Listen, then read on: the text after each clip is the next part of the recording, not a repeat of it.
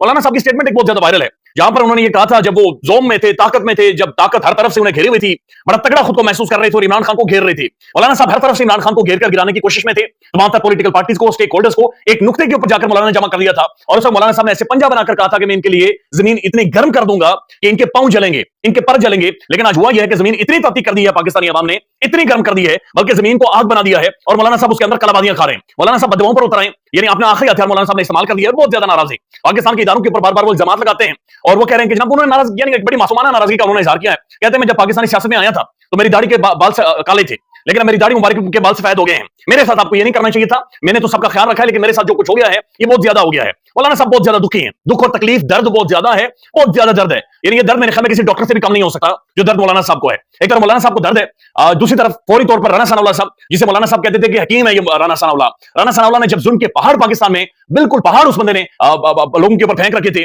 और पहाड़ डाल रखे थे, उस दौरान मौलाना साहब उन्हें कहते थे राना सनाउल्लाह हकीम है। तो हकीम साहब ने उन्हें जवाब दिया है और हकीम साहब का कहना है कि मौलाना साहब को जाकर ये बता दें कि 16 माह की हुकूमत मौलाना ने हमारे गले में डाली थी। यानी वो जो गले में तोक पड़ा हुआ, जो फंदा टाइट होता जा रहा है, मौलाना ने हमारे गले में डाला था। मौलाना ने हम सबको कायल किया था कि खान की हुकूमत गिराते हैं और हुकूमत बनाते हैं।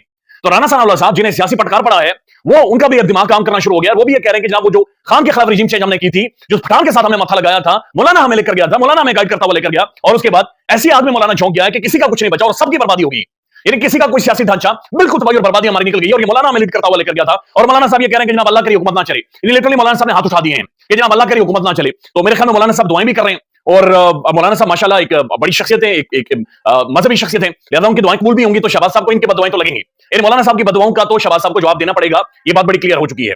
अब जो साथ साथ ऑडियो वीडियोस का मामला है, मरियम नवाज शरीफ साहब को पंजाब का वज़ीर आला बनाने के लिए तमाम तरह इंतजाम मुकम्मल कर दिए गए हैं। मरियम साहब पंजाब में आ रही हैं, पाकिस्तान का सबसे बड़ा सूबा है, वहां की वज़ीर आला होंगी। लिहाजा पंजाब के अंदर हर बंदा, हर ब्यूरोक्रेट, पुलिस वाला, आम बंदा, आम शहरी, किसी भी इदारे में बैठा हुआ बंदा नहा धोकर तैयार हो जाए, चूंकि ऑडियो